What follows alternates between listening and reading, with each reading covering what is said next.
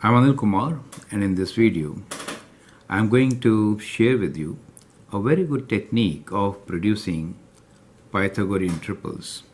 Now, what are Pythagorean triples? So whenever you have a right triangle, right, we could write relation between the sides as, let's say these sides are A, B and C in a right triangle.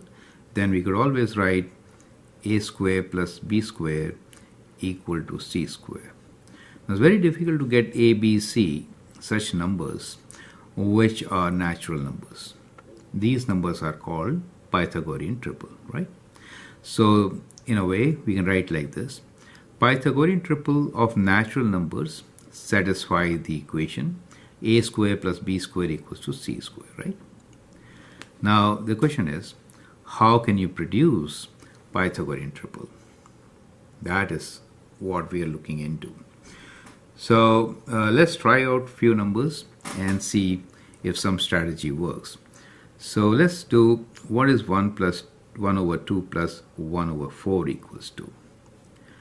So if I do that, we can have a common denominator of 4, and that becomes 2 plus 1, and this gives you 3 over 4, right? Okay. Now let's go to the next step of 1 plus 1 over 4 plus 1 over 6. What do we get?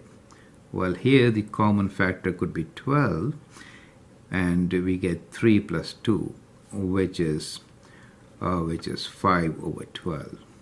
So let's continue with this series. You could go to 1 over 6 plus 1 over 8. 24 is the common factor, 6 times 4 and 8 times 3, and that gives you 7 over 24, correct. The interesting part here is that if you do 3 square plus 4 square, what do you get? You get, let me write in a different ink here. So 3 square plus 4 square is what? You'll find that 3 square plus 4 square is 5 square, right? Now similarly, if you do 5 square plus 12 square, it is what? It is also a perfect square. Let me hold a calculator to show you that, right?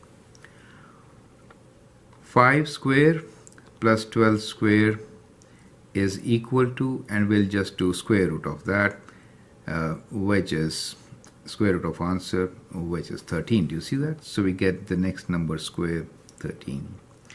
How about 7 square plus 24 square? Okay, let's try that also. 7 square plus 24 square is equal to, and then we do square root of this number. You got it. It is 25, right? So this series could be continued, and you can see we have Pythagorean triples all the way, correct? We could actually also do with odd numbers. So if I try 1 over 3 plus 1 over 5, what do I get? 3 times 5 is 15, and we get 5 plus 3. So that gives us 8 over 15. And let's see if that works, right? So what we get here is 8 square plus 15 square, and that is equal to what? Let's check.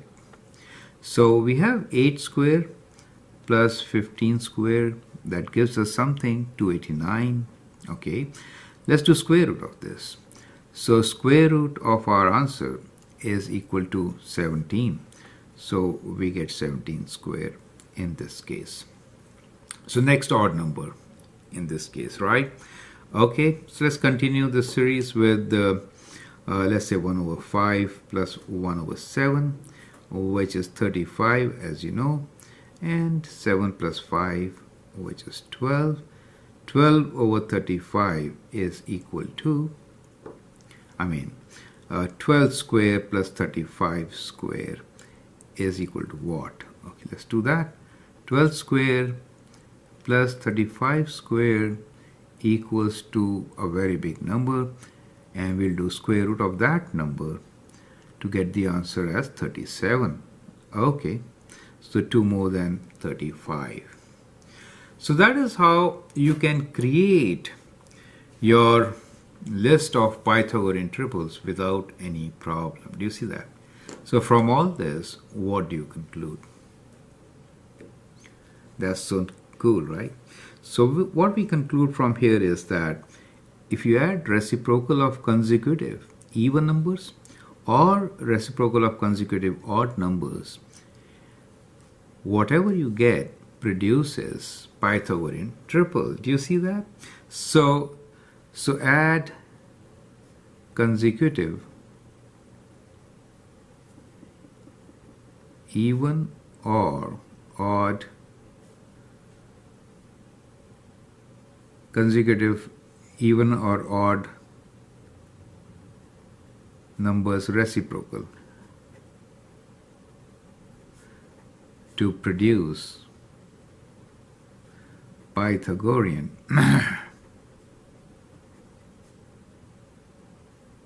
triples. Is it okay? So that could produce Pythagorean triples. So I hope this is very interesting. You can easily create a list over so many numbers. If you like, you can put your likes. Feel free to share my videos and subscribe to them. Thank you and all the best.